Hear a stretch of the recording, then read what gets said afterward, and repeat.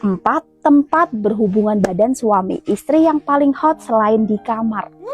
Yang pertama, di dalam mobil waktu sedang berjalan berduaan. Yang kedua, di dapur sewaktu sedang masak atau beres-beres. Yang ketiga, di sofa waktu sedang santai menonton TV. Yang keempat, di kamar mandi sewaktu lagi mandi bareng. Rumah tangga akan hancur jika di tangan suami yang seperti ini. 1. Suami yang lebih betah dengan temannya dibanding istrinya. Yang kedua, suami yang lebih suka bicara dengan temannya tapi malas bicara dengan istrinya. Yang ketiga, suami yang ikhlas bantu teman tapi sama istrinya hitung-hitungan. Yang keempat, suami yang lebih menjaga perasaan temannya dibanding istrinya. Dan kelima, suami yang lebih mendengarkan saran temannya dibanding istrinya. Suami kalian kayak gini nggak, Bunda?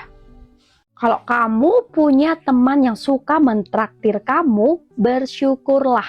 Tapi satu hal yang mesti kamu tahu, orang itu suka mentraktir temannya bukan karena dia banyak duit, tapi karena bagi dia, pertemanan dengan kamu itu lebih berharga dari uang. Betul apa betul?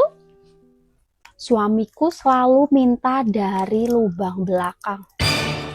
Ibu-ibu, para istri, pokoknya jangan mau kalau para suami meminta berhubungan lewat lubang belakang. Kalaupun posisi guguk dari belakang, tetap yang dimasukkan lubang depannya. Apapun alasannya, itu tidak boleh.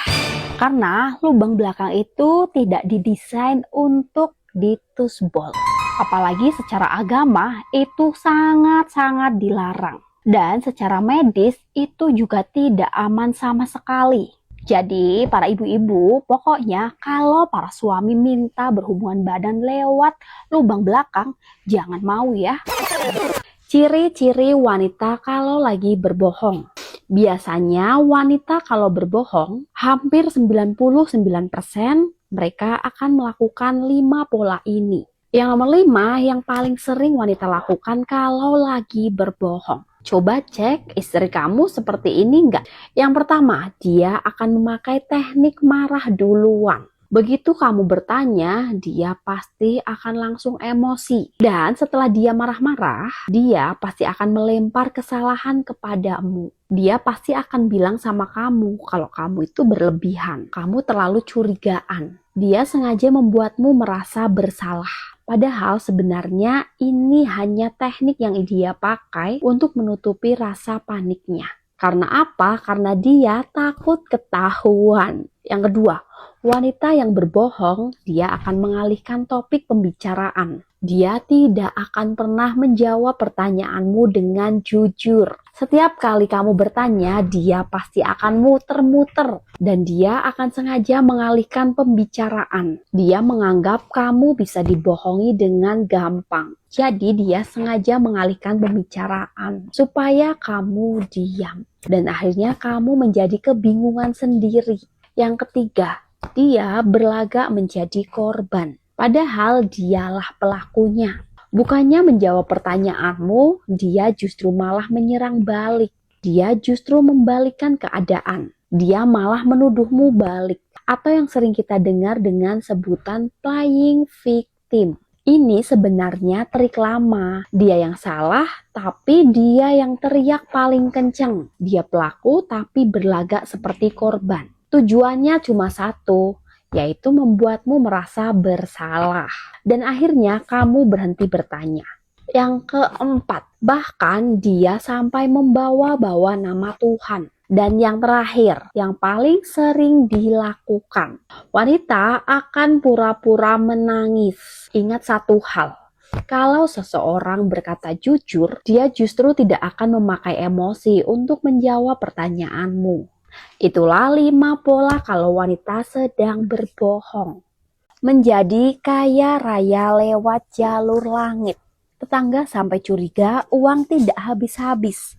Caranya yang pertama, siapkan uang pecahan genap. Kemudian taburi uang dengan bubuk kopi yang sudah diberi doa. Doanya Al-Fatihah 7 kali, Al-Ikhlas 7 kali, kemudian membaca Allahumma salamun Sulaiman alaikum sebanyak 66 kali. Kemudian lipat uang tersebut seperti ini.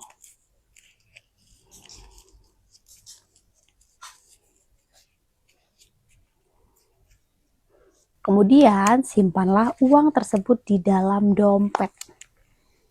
Jangan pernah gunakan uang tersebut untuk membelanjakan apapun, karena uang tersebut sebagai uang pancingan agar uang yang lain berdatangan dan menjadi kaya raya. Insya Allah, amin. Batas yang harus dijaga oleh laki-laki yang sudah beristri. Pertama, jangan bersikap terlalu ramah pada wanita lain, karena candaan kecil yang kamu anggap biasa sering jadi awal rasa nyaman untuk wanita lain. 2. Jangan mendengarkan curhatan wanita lain, karena curhat adalah awal munculnya rasa nyaman dan pintu masuknya pengkhianatan. 3. Jangan memberi perhatian khusus pada wanita lain selain istrimu, karena perhatian adalah hak istrimu, bukan wanita lain. Seumur hidup kamu tidak akan pernah terkena asam lambung.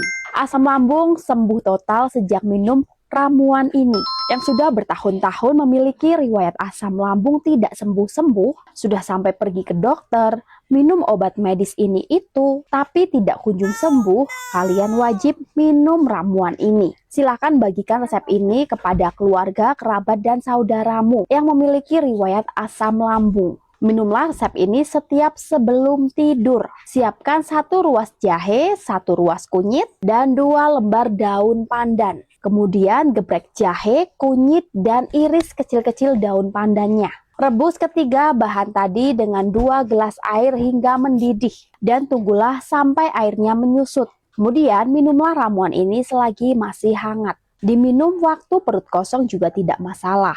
Ramuan ini sangat bermanfaat untuk mengobati asam lambung. Selain itu, manfaatnya juga bisa mengatasi insomnia atau sulit tidur dan juga berfungsi melindungi lapisan lambung.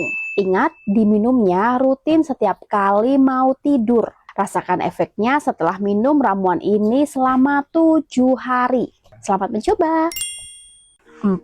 Tempat berhubungan badan suami istri yang paling hot selain di kamar. Yang pertama, di dalam mobil waktu sedang berjalan berduaan. Yang kedua, di dapur sewaktu sedang masak atau beres-beres. Yang ketiga, di sofa waktu sedang santai menonton TV. Yang keempat, di kamar mandi sewaktu lagi mandi bareng. Rumah tangga akan hancur jika di tangan suami yang seperti ini. 1. Suami yang lebih betah dengan temannya dibanding istrinya. Yang kedua, suami yang lebih suka bicara dengan temannya, tapi malas bicara dengan istrinya. Yang ketiga, suami yang ikhlas bantu teman, tapi sama istrinya hitung-hitungan. Yang keempat, suami yang lebih menjaga perasaan temannya dibanding istrinya. Dan kelima, suami yang lebih mendengarkan saran temannya dibanding istrinya. Suami kalian kayak gini nggak, Bunda? Ada beberapa penyakit yang bisa sembuh hanya dengan berhubungan badan. Jadi kalau kamu mengalami sakit ini, jangan buru-buru minum obat dan jangan buru-buru pergi ke dokter. Coba deh berhubungan badan dahulu dengan suami atau istri kamu. Nah, ini aku kasih tahu beberapa penyakit yang bisa sembuh hanya dengan berhubungan badan. Dan sebaiknya kamu melakukannya di pagi hari, jangan di siang bolong ya. Yang pertama, sakit kepala. Yang kedua, stres dan sering merasa cemas. Jadi, jika kamu sering merasakan khawatir, cemas, ajak langsung pasangan kamu supaya cemasnya dan stresnya hilang. Yang ketiga, bersin-bersin dan sakit flu. Jadi, kalau kamu lagi flu, jangan buru-buru minum obat ya. Yang keempat, radang persendian. Jadi, jika kamu merasa sekujur tubuhmu ngilu, sakit-sakitan, jangan langsung ke tukang pijit dan nggak usah langsung minum obat. Nah, selain bisa menyembuhkan penyakit, ternyata berhubungan badan dengan pasangan kamu itu sangat bagus loh untuk mencegah terjadinya penuaan dini. Dan bisa bikin awet muda. Ternyata begitu banyak ya Bun manfaat dari berhubungan badan. Berhubungan badan bukan hanya aktivitas seksual semata, tapi begitu besar nikmat yang Tuhan berikan. Jadi ibu-ibu jangan susah-susah lagi ya kalau diajak sama suami untuk berhubungan badan. Karena banyak banget loh manfaatnya. Selain untuk kesehatan juga bagus untuk kecantikan. Kalau kamu punya teman yang suka mentraktir kamu, bersyukurlah. Tapi satu hal yang mesti kamu tahu, orang itu suka mentraktir temannya bukan karena dia banyak duit, tapi karena bagi dia, pertemanan dengan kamu itu lebih berharga dari uang. Betul apa betul? Suamiku selalu minta dari lubang belakang. Ibu-ibu, para istri, pokoknya jangan mau kalau para suami meminta berhubungan lewat lubang belakang. Kalaupun posisi guguk dari belakang, tetap yang dimasukkan lubang depannya. Apapun alasannya, itu tidak boleh. Karena lubang belakang itu tidak didesain untuk ditusbol. Apalagi secara agama, itu sangat-sangat dilarang. Dan secara medis, itu juga tidak aman sama sekali. Jadi para ibu-ibu, pokoknya kalau para suami minta berhubungan badan lewat lubang belakang, jangan mau ya. Ciri-ciri wanita kalau lagi berbohong. Biasanya wanita kalau berbohong, hampir 99% mereka akan melakukan 5 pola ini. Yang nomor 5 yang paling sering wanita lakukan kalau lagi berbohong. Coba cek istri kamu seperti ini enggak? Yang pertama, dia akan memakai teknik marah duluan. Begitu kamu bertanya, dia pasti akan langsung emosi. Dan setelah dia marah-marah, dia pasti akan melempar kesalahan kepadamu. Dia pasti akan bilang sama kamu kalau kamu itu berlebihan. Kamu terlalu curigaan. Dia sengaja membuatmu merasa bersalah. Padahal sebenarnya ini hanya teknik yang dia pakai untuk menutupi rasa paniknya. Karena apa? Karena dia takut ketahuan. Yang kedua, wanita yang berbohong, dia akan mengalihkan topik pembicaraan. Dia tidak akan pernah menjawab pertanyaanmu dengan jujur. Setiap kali kamu bertanya, dia pasti akan muter-muter. Dan dia akan sengaja mengalihkan pembicaraan. Dia menganggap kamu bisa dibohongi dengan gampang. Jadi dia sengaja mengalihkan pembicaraan supaya kamu diam. Dan akhirnya kamu menjadi kebingungan sendiri. Yang ketiga, dia berlagak menjadi korban. Padahal dialah pelakunya. Bukannya menjawab pertanyaanmu, dia justru malah menyerang balik. Dia justru membalikkan keadaan. Dia malah menuduhmu balik. Atau yang sering kita dengar dengan sebutan playing victim. Ini sebenarnya trik lama. Dia yang salah, tapi dia yang teriak paling kenceng. Dia pelaku, tapi berlagak seperti korban. Tujuannya cuma satu, yaitu membuatmu merasa bersalah. Dan akhirnya kamu berhenti bertanya. Yang keempat, bahkan dia sampai membawa-bawa nama Tuhan. Dan yang terakhir, yang paling sering dilakukan, wanita akan pura-pura menangis. Ingat satu hal, kalau seseorang berkata jujur, dia justru tidak akan memakai emosi untuk menjawab pertanyaanmu. Itulah 5 pola kalau wanita sedang berbohong. Menjadi kaya raya lewat jalur langit. Tetangga sampai curiga uang tidak habis-habis. Caranya yang pertama, siapkan uang pecahan genap. Kemudian, taburi uang dengan bubuk kopi yang sudah diberi doa. Doanya Al-Fatihah 7 kali, Al-Ikhlas 7 kali, kemudian membaca Allahumma salamun Sulaiman alaikum sebanyak 66 kali. Kemudian lipat uang tersebut seperti ini.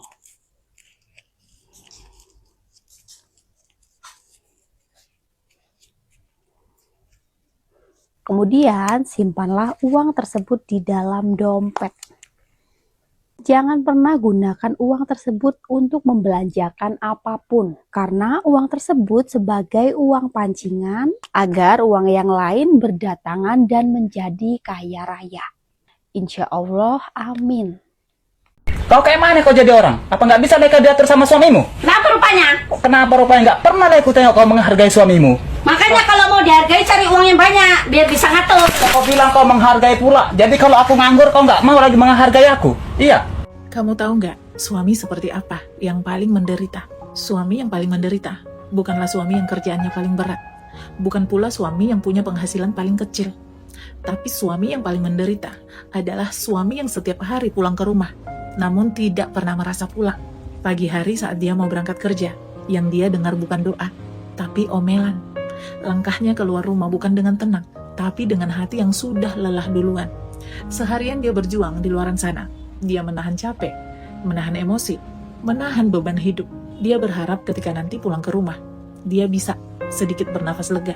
Tapi ternyata saat pintu rumah dibuka, yang menyambut bukan ketenangan, melainkan amarah, emosi, yang sama seperti pagi tadi saat dia mau berangkat bekerja. Kamu coba bayangkan gimana rasanya punya rumah, tapi tidak nyaman, punya pasangan, tapi tidak menenangkan. Itu bukan sekedar capek fisik, tapi capek hati. Bukan berarti istri tidak boleh marah, bukan. Bukan juga harus selalu diam, tapi belajarlah bagaimana menyampaikan tanpa melukai, bagaimana berbicara tanpa menjatuhkan. Karena rumah tangga itu bukan tentang siapa yang paling keras, tapi siapa yang paling mau mengalah dan meredam. Kalau setiap hari yang diberikan hanya omelan dan emosi, maka jangan salahkan jika suatu saat nanti suamimu akhirnya berhenti peduli.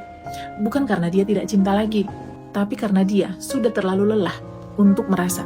Dia sudah lelah menghadapi sikap dan sifatmu. Awalnya mungkin dia masih menjelaskan, masih berusaha memperbaiki. Dia masih bertahan, walau sering disakiti oleh kata-kata istrinya. Tapi lama-lama, dia akan memilih diam. Bukan karena dia tidak punya jawaban, tapi karena dia sadar apapun yang dia lakukan selalu salah di matamu. Hari demi hari, yang dulu dia hangat, sekarang menjadi dingin. Yang dulu dia peduli, jadi biasa aja. Dia memang tetap pulang ke rumah. Dia tetap bekerja. Dia tetap menjalankan tanggung jawabnya. Tapi hatinya sudah tidak lagi di sana. Dan saat itu terjadi, kamu jangan kaget kalau dia tidak bereaksi lagi atas sikap dan sifatmu. Dia tidak lagi bertanya. Dia tidak lagi memperjuangkan. Karena yang paling menyakitkan bukan saat dia marah, tapi saat suamimu sudah tidak peduli lagi. Maka dari itu perbaiki sebelum terlambat. Lembutkan sebelum semuanya benar-benar hilang. Karena ketika seorang suami sudah memilih diam dan cuek, itu sering sekali bukan awal, tapi adalah akhir dari segalanya. Karena puncak tertinggi dari amarah seorang laki-laki adalah ketika dia memilih diam. Batas yang harus dijaga oleh laki-laki yang sudah beristri. Pertama, jangan bersikap terlalu ramah pada wanita lain. Karena candaan kecil yang kamu anggap biasa sering jadi awal rasa nyaman untuk wanita lain. 2. Jangan mendengarkan curhatan wanita lain. Karena curhat adalah awal munculnya rasa nyaman dan pintu masuknya pengkhianatan. 3. Jangan memberi perhatian khusus pada wanita lain selain istrimu. Karena perhatian adalah hak istrimu, bukan wanita lain. Apakah selingkuh bisa sembuh? Bisa, selingkuh bisa sembuh dengan 5 cara ini. Yang pertama, miskin. Yang kedua, cacat. Yang ketiga, gila. Yang keempat, stroke. Yang kelima, mati. Dijamin bisa sembuh dengan cara ini.